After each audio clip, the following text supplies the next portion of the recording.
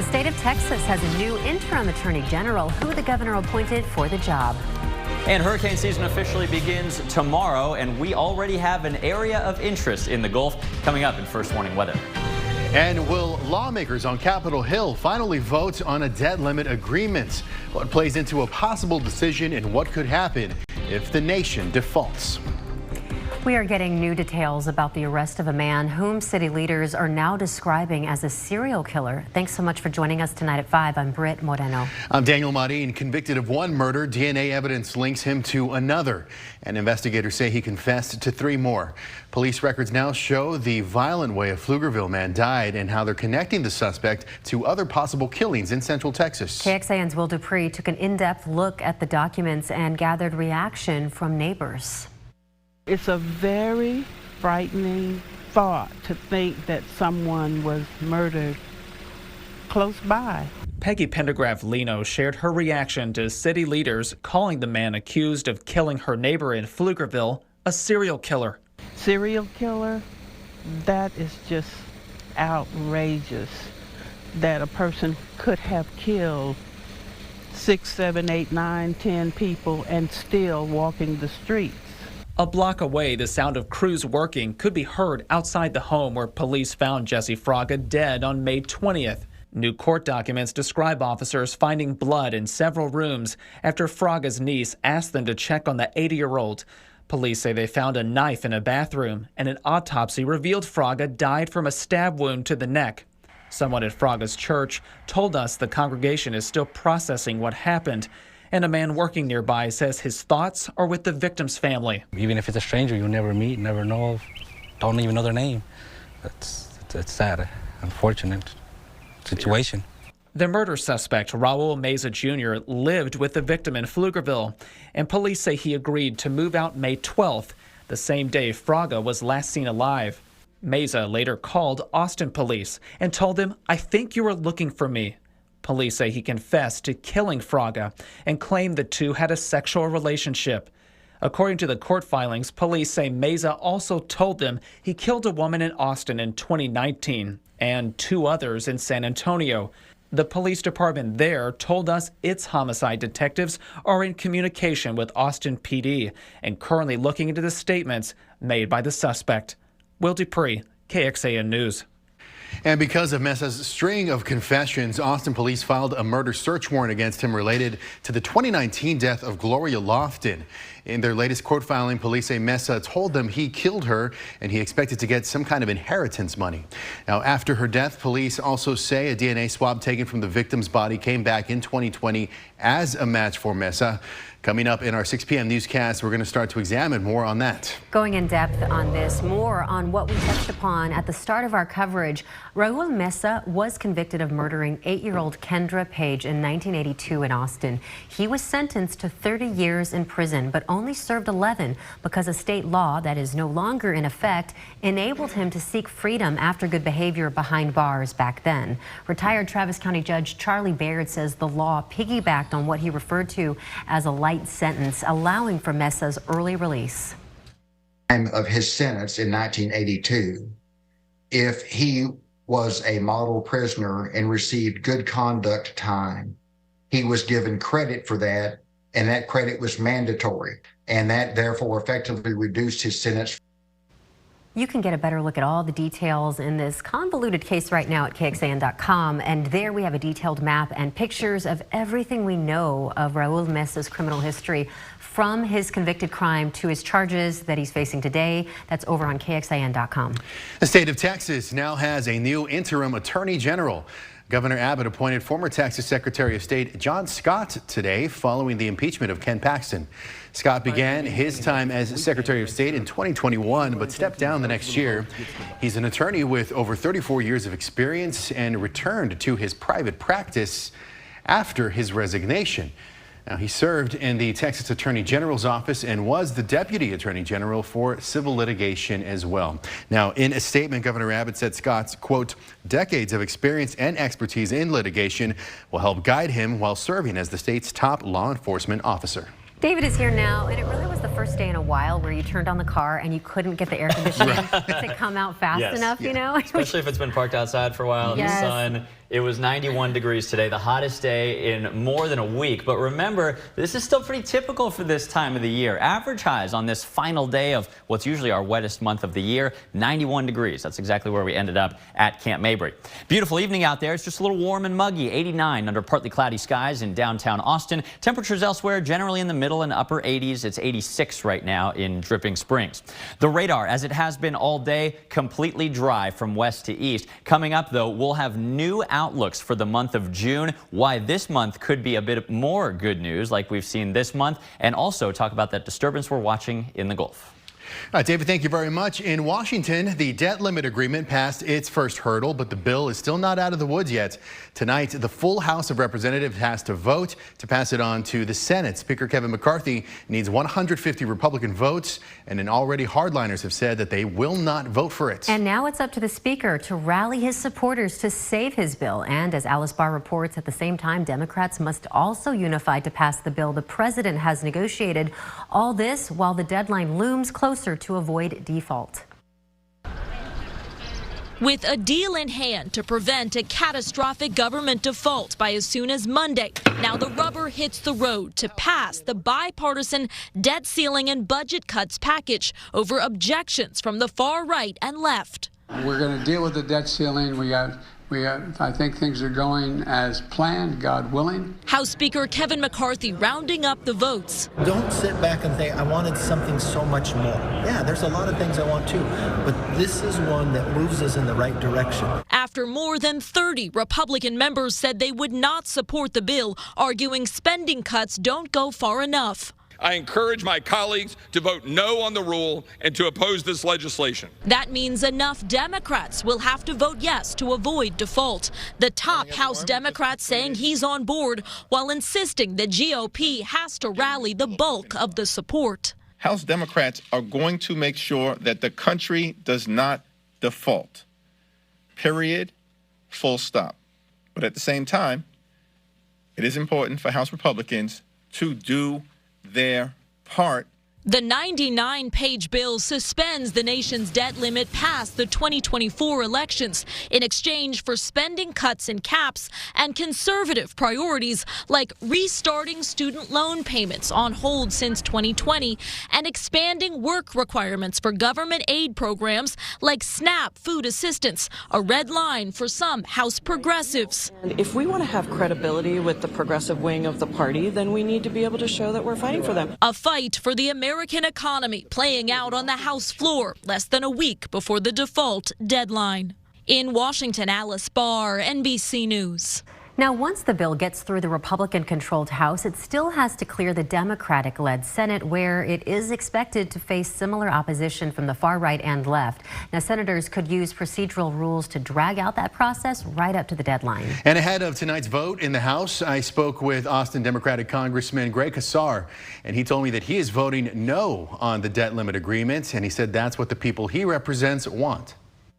I'm hearing from people from Austin to San Antonio that they want to see us stand up for housing programs. They want to see us stand up for more funding for our schools and for our teachers. And they want to see us stand up to this brinksmanship from the extreme right wing. And that's exactly what we're going to do.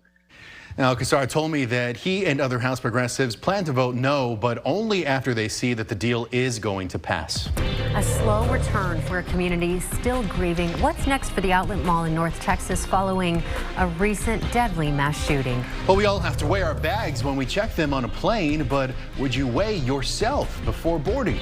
The measure an international airline is taking in the name of safety. And apparently lawmakers want to give cheaper property tax bills to us Texans, but that might take longer than we think. The battle over tax relief and what it could mean for your bills. Today, the Allen Outlet Mall in North Texas, where a gunman terrorized shoppers a month ago, is back open for business. The outlet's website says stores will have some flexibility to set their own hours of operations at their own pace. On May 6th, a gunman shot and killed 8 people, including 3 children, and wounded 7 others. An officer there who was there because of an unrelated call, shot and killed that shooter. The outlet owner said it will commission a permanent memorial to the lives lost on that property. Well, it's an unusual request for airline passengers on the other side of the world. Air New Zealand is asking some 10,000 international flyers if they would be willing to step on a scale before they fly. Now, the voluntary survey is designed to calculate the average weight of passengers over the next month. It's all for safety. Industry experts say knowing how much everything weighs on board, including fuel, baggage, passengers, and more, helps planes fly more efficiently while remaining balanced. Now, the scales in the airport will not display any passenger's weight. That will instead just go right into the computer. Might depend on if you're weighing yourself before the vacation or after the vacation. So true. Right? Yes. Hey, no measurable rain today in Austin. This is typically our wettest month of the year, and parts of the hill country almost saw a foot of rain this month. Technically a little short of normal in Austin this month, 4.3 instead of just over 5 inches. Your forecast for June coming up next. Texas lawmakers want to give you a cheaper property tax bill, but they're a long way from figuring out exactly how to do this as top Republicans continue to feud over competing ideas for tax relief. Now we're taking a deeper look into the plans and what that could mean for you. Our Ryan Chandler spoke with the governor's office and the senator behind one of the bills. He breaks down what it could mean for your wallets. Rising property tax alone have become almost so unsustainable that alone is closing their doors. Businesses, homeowners, and Texas's top leaders all agree. We want to save the taxpayers money. Cutting property taxes is priority number one. But after 5 months of discord and a short-lived special session, no deal. The governor can put things on the call, but he can't prescribe the form of the solution. Governor Abbott, Lieutenant Governor Patrick, and Speaker Phelan all brought their own ideas for how to lower taxes. On Tuesday, the House swiftly passed a plan endorsed by Governor Abbott. It's called tax rate compression. Essentially, it dedicates $17.6 billion to buy down school district tax rates, basically footing the bill for you. This is a plan that we feel like is equitable. It doesn't pick winners or losers. Our small business owners will get tax relief. Homeowners will get tax relief. Renters will get tax relief. The Senate plan has some of that, but it also pushes a $100,000 homestead exemption. That's 2.5 times more than you can currently deduct from your property tax bill. This is the most powerful thing you can do as a tax writer, because if you exempt somebody from taxation, they never pay. And they never pay the next year, and they never pay the year after that. Supporters of the Abbott plan predict it will save the average homeowner $1,300 over 2 years. The Senate predicts Dan Patrick's plan will save them more than $2,500 in the same time. I know the governor must be on our side with this. I can't imagine he wouldn't be. I can't imagine the governor will say to 5.7 million homeowners, you're not going to get a homeowner's exemption. Ryan Chandler, KXAN News. And the governor's office tells us in a statement this evening that the governor's tax plan is backed by over 30 organizations and the most respected tax policy groups. It goes on to say that the governor will sign the largest property tax cut in state history once the Senate votes to pass the legislation. Now, property taxes were a top priority this legislative session. Are you looking for a full recap on what other top priorities were and what happened or didn't happen to them? Well, our KXAN politics team breaks it down for you where they all landed in the legislature. Just head to KXAN.com and search Capitol Closeout. It's that time of year, graduation season. High school graduations go through Friday. So here's what's coming up tonight.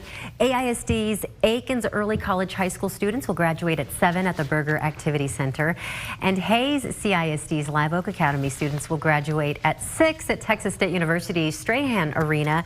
And we just want to say a big congratulations to all the graduates. And we should also say congratulations to the parents. It takes a lot of love and support to get you to that and money. And with my parents, it was like, okay, you need to make these grades to get it. So it's a lot. I know. It's Very a lot. exciting. Yes. And some of those outdoor celebrations can always be hot this time of year. Congratulations to those who are graduating indoors. Yeah, that was the right call today. But hey, we're looking ahead to the new month tomorrow. Right. June, of course, begins meteorological summer. And look at this. We got new outlooks today from the NOAA Climate Prediction Center, and they have changed for the month of June. Now, it looks possible that we could continue this on and off wetter than normal normal weather pattern. Overall, we could be in the green in terms of rainfall for the month ahead. And also, instead of the hotter than normal weather that they were previously predicting, now near normal temperatures looking more likely. This is wonderful news after last June, you'll recall, was Austin's hottest ever recorded. This is what the June 2022 high temperature board looked like in Austin. 9 record highs. Almost every single day was hotter than normal. We have a lot of reasons to believe this June just won't be as bad. Temperatures actually kept down today because of the recent rainfall. The soil moisture helps to keep the temperatures down a little bit compared to where they could be. Of course, it counteracts that with some humidity. So 89 right now in Austin, feels like 90. The heat index a little warmer down in San Marcos at 93. Overall, though, these are very typical temperatures for May 31.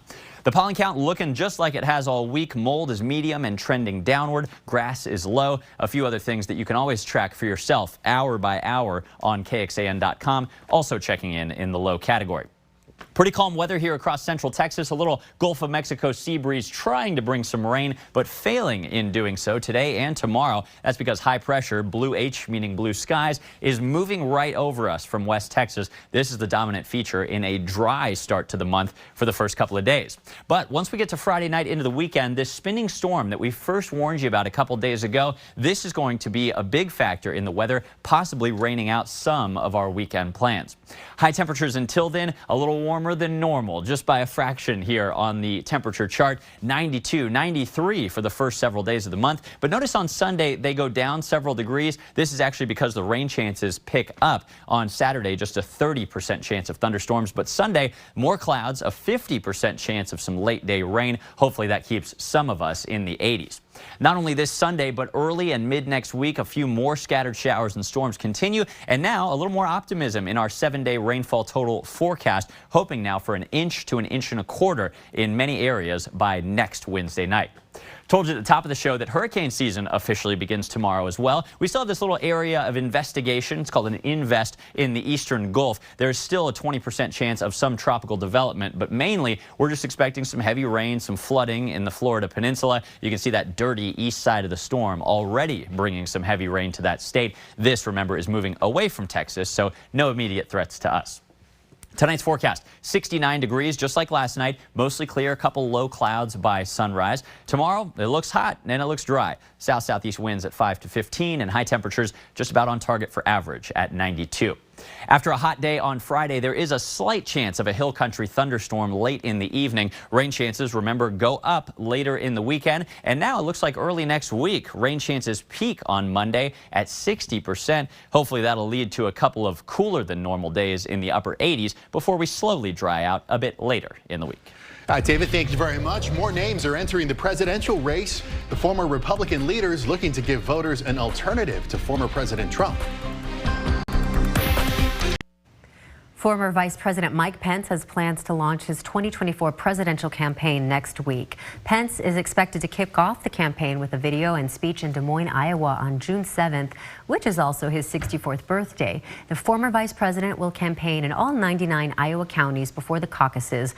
Sources say there will be a focus of explaining to Republican voters why he split from former President Donald Trump and certified the 2020 election results. Pence's will be up against his former running mate Donald Trump, as well as Florida Governor Ron DeSantis, former governor of South Carolina Nikki Haley, and South Carolina Senator Tim Scott. And you can add another name to that competition. Former New Jersey Governor Chris Christie is also entering the 2024 presidential race. Now, this announcement could be made next week during a town hall in Manchester, New Hampshire. This is the second presidential campaign for Christie. He finished 6th in the 2016 New Hampshire primary before dropping out of the race entirely. He then endorsed Donald Trump just days before Super Tuesday.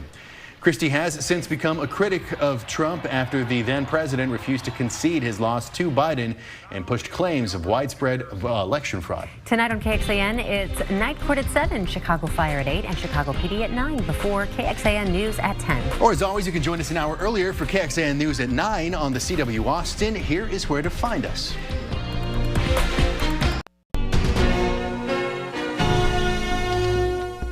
Thanks for listening to KXAN News Nightly. You can also listen to KXAN News Today every morning for more in-depth coverage of what matters most to you.